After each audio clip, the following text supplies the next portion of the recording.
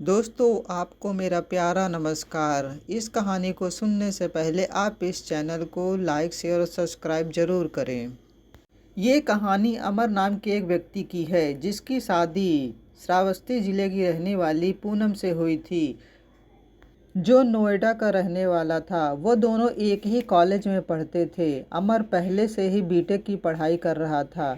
इधर पूनम भी पढ़ने में बहुत तेज़ थी। वह भी बीटेक करने के लिए नोएडा आती है और अमर के ही कॉलेज में दाखिला लेती है। अमर पूनम से 1 साल सीनियर था। पूनम अपने पढ़ाई में ज़्यादा मन लगाती थी। वह दिखने में बहुत सुंदर थी। उसको जो भी देखता उसे देखता रह जाता। कॉलेज में उससे बात करने के लिए बहुत से लोग परेशान रहते थे। पूनम से जो भी बात करता था वह बहुत ही शालीनता से जवाब देती थी। किसी से फालतू बात नहीं करती थी। अमर ने भी पूनम को देखा। वह एक नज़र में ही उसे दिल दे बैठा। वह उसे अपनी पत्नी बनाने का सपना देखने लगा। वह पूनम को जब भी देखता कोई न कोई बहाना बनाकर उससे बात करने की कोशिश करता। पूनम को यह सब अच्छा नहीं लगता। अमर के दोस्त अमर का मजाक उड़ाते और कहते कि तू जिसके पीछे भागकर अपनी पढ़ाई बर्बाद कर रहा है वह तुझे बिल्कुल भी भाव नहीं दे रही है। अमर हंसने लगता है और कहता है कि तू देखना, यही लड़की तुम लोगों की भाभी बनेगी। अमर इसी तरह पूनम के पीछे पड़ा रहा। इधर पूनम की सहेलियां भी पूनम से कहती कि अमर तुम्हारे पीछे पड़ा है, क्यों नहीं तुम उसे अपने पास आने से मना कर देती। पूनम ने कहा, तुम ठीक कह रही हो, इसकी वजह से ही मेरा नाम खराब हो रहा है। मैं कल अमर से बात करती हूँ। पूनम जब कॉलेज जा रही थी तभी अमर उसे मिला और रास्ते में रोककर बात करने लगा। पूनम ने अमर से कहा, तुम क्यों रोज़ मेरे पीछे आते हो? तुमको पढ़ाई नहीं करनी है? तुम्हारी वजह से मेरा नाम खराब हो रहा है। अमर ने बोला, पूनम मैं तुमको पसंद करता हूँ। मैं तुमसे शादी करना चाहता हूँ। मुझे तुम्हारी हाँ की ज़रूरत है। पूनम ने मना कर दिया। अमर को यह सब अच्छा नहीं लगा। अमर सोचने लगा कि अब कैसे पूनम को हासिल किया जाए। रात भर सोचने के बाद अमर ने एक प्लान बनाया। वह अपने दोस्तों के साथ जा रहा था, तभी उसने पूनम को देखा तो अपने दोस्तों से कहा, तुम पूनम को परेशान करो, उसका जीना हराम कर दो। अमर के दोस्तों ने ठीक वैसा ही किया जैसा अमर चाह रहा था। इधर पूनम परेशान हो गई। वह किससे यह सब कहे। एक दिन पूनम मंदिर जा रही थी, तभी अमर उसे रास्ते में मिला और पूनम से पूछने लगा, तुम कहाँ जा रही हो? पूनम ने कहा, मैं मंदिर जा रही हूँ। अमर, तुम मुझे परेशान मत करो, तुम्हारे दोस्त मुझे परेशान कर रहे हैं, मेरा पीछा छोड़ दो। अमर ने कहा, मुझे तो पता ही नहीं कि मेरे दोस्त तुम्हें परेशान कर रहे हैं। तुम उनका नाम बताओ, मैं उनको सबक सिखाता हूँ। पूनम ने कहा, जाने दो, बात बढ़ाने से कोई फ़ायदा नहीं। अमर ने फिर पूनम से कहा, तुम मुझसे शादी करोगी? पूनम गुस्से में आ गई और उसने अमर के गाल पर एक जोर सा तमाचा रख दिया। तमाचा पड़ते ही अमर सन्न रह गया। उसे बेइज्जती महसूस होने लगी क्योंकि उसके दोस्त उसे छुपकर देख रहे थे। अमर उस समय कुछ नहीं बोला और पूनम चुपचाप मंदिर में चली गई। अमर के अंदर प्रतिशोध की ज्वाला फूट पड़ी। अमर अब पूनम से बदला लेने की सोचने लगता है। वह सोचता है कि अब जो भी हो जाए पूनम की शादी वह किसी और से नहीं होने देगा। इसके लिए उसके मन में बुरे ख्याल आते। वह कभी सोचता कि वह पूनम को उठा ले और उसकी इज्जत को तार तार करके छोड़ दे। फिर कभी वह सोचता कि वह पूनम को मार डाले। इसी उधेड़ बुन में अमर परेशान हो रहा था। सोचते सोचते कब रात से सुबह हो गई, अमर को पता ही नहीं चला। सुबह होते ही अमर फिर पूनम के पीछा करने लगा। वह फिर पूनम के पास गया और पूनम से बोला, पूनम मुझसे बहुत बड़ी गलती हो गई, मैं अब तुम्हारा पीछा नहीं करूँगा, तुम मुझे माफ़ कर दो। पूनम ने अमर से कहा, ठीक है, तुम अपनी पढ़ाई पर ध्यान दो, क्योंकि तुम्हारे माता पिता तुम्हें इंजीनियर बनाने के लिए यहाँ पढ़ने के लिए भेजा है। अमर पूनम के सामने हाथ जोड़कर खड़ा हो गया और बोला, तुम बहुत अच्छी हो। यही कहकर अमर अपनी क्लास की ओर चला गया। पूनम भी अपनी क्लास में चली गई। अमर पूनम के मारे गए तमाचे को भूल नहीं पाया था। उसने अपने दोस्तों से कहा, तुम लोग जब पूनम को देखना तो मुझे मारने लगना। मैं तुम लोगों पर हाथ नहीं उठाऊंगा। तब देखना पूनम क्या करती है। अमर के दोस्त ने वैसा ही किया। उन लोगों ने पूनम के सामने अमर को मारने लगे। अमर को पीटता देख पूनम उसके दोस्तों पर चिल्लाने लगी। अमर पिट रहा था। पूनम के चिल्लाने पर अमर के दोस्त भाग गए। पूनम ने अमर का हाथ पकड़कर बिठाया और कहा, चलो मैं तुम्हें डॉक्टर के पास ले चलती हूँ। अमर ने कहा, पूनम तुम क्यों परेशान हो रही हो, मैं चला जाऊँगा। तुम्हें अपने रूम पर भी तो जाना है। पूनम ने कहा, मैं तुम्हें छोड़कर नहीं जाऊंगी। पूनम अमर को डॉक्टर के पास लेकर जाती है। डॉक्टर अमर को आराम करने के लिए कहता है। पूनम अमर को अपने रूम पर छोड़ने जाती है। अमर कहता है कि वह चला जाएगा, लेकिन पूनम उसे छोड़ने उसके रूम पर जाती है और कहती है कि तुमको जब भी मेरी ज़रूरत होगी तुम मेरा फ़ोन नंबर ले लो और मुझे फ़ोन करना। अमर पूनम का फ़ोन नंबर ले लेता है। एक दिन बीत जाते हैं। अमर क्लास करने नहीं आता है और ना ही पूनम को फ़ोन करता है। पूनम को चिंता होने लगती है कि आखिर अमर ने फ़ोन क्यों नहीं किया।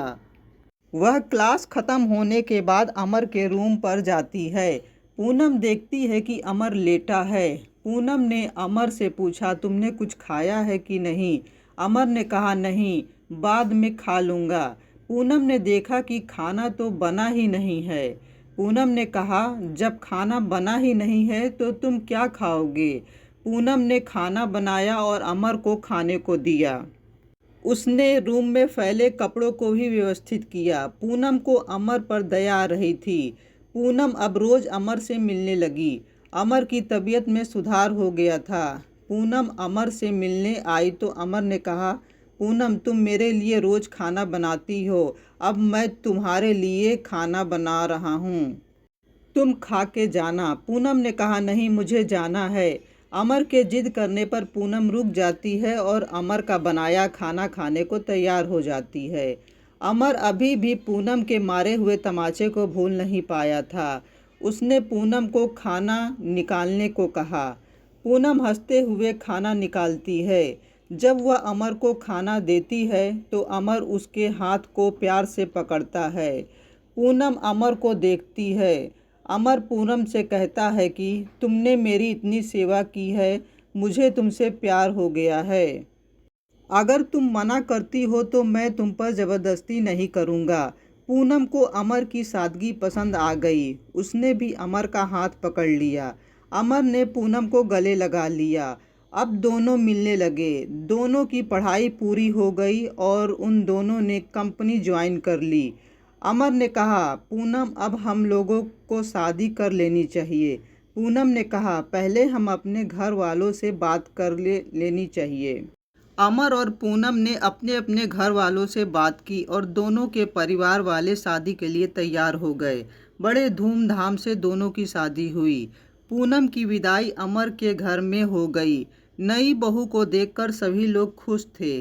पूनम सजी सवरी सुहाग के सेज पर अमर का इंतजार कर रही थी। रात के 12 बज गए। अमर अभी तक कमरे में नहीं आया था। पूनम को चिंता हो रही थी। पूनम ने अमर को फ़ोन मिलाया। अमर का फ़ोन नहीं लग रहा था। सुहाग की सेज पर बैठी पूनम के अरमान टूट रहे थे। वह बहुत परेशान हो गई। पूरी रात बीत गई, अमर नहीं आया। पूनम को भी नींद लग गई। सुबह हुई तो पूनम ने देखा कि वह रात भर अकेले बिस्तर पर पड़ी थी। अमर वहाँ नहीं था। वह अपने कमरे से बाहर गई। उसने देखा कि वहाँ कोई नहीं था। खिड़की से उसने बाहर देखा तो उसे अमर दिखा। वह कुछ लोगों के साथ था। पूनम ने अमर को बुलाया। अमर ने हाथ दिखाया और कहा, अभी आता हूँ। अमर कुछ देर बाद पूनम के पास आता है।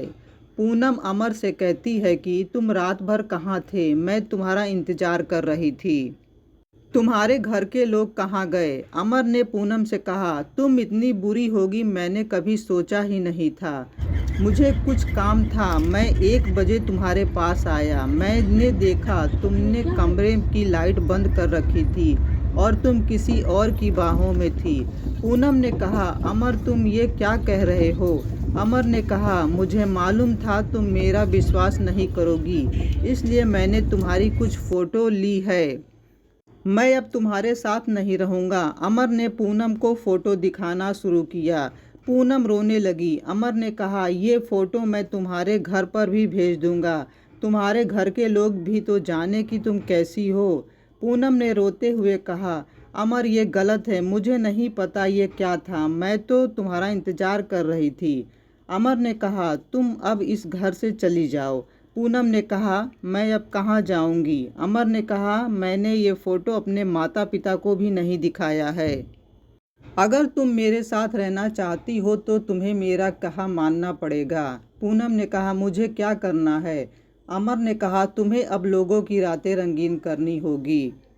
पूनम ने कहा, तुम यह क्या कह रहे हो? अमर ने कहा, आज तुम तैयार रहना। अमर रात में एक आदमी को साथ लेकर आया। उसने पूनम से शराब की बोतलें मंगवाई और वह पीने लगा। अमर के साथ आया व्यक्ति भी शराब पीने लगा। उसने पूनम का हाथ पकड़ लिया।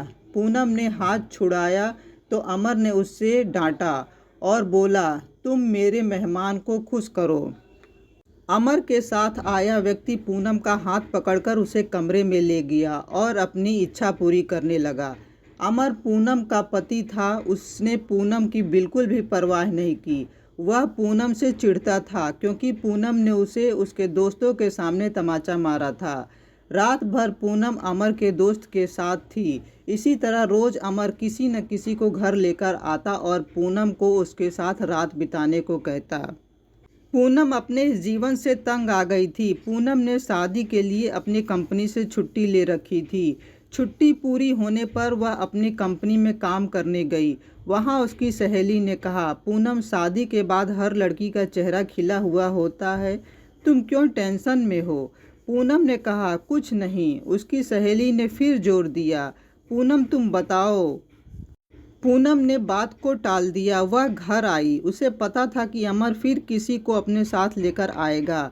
अमर अपने दोस्त को लेकर आया और उसने पूनम को उसके पास जाने को कहा।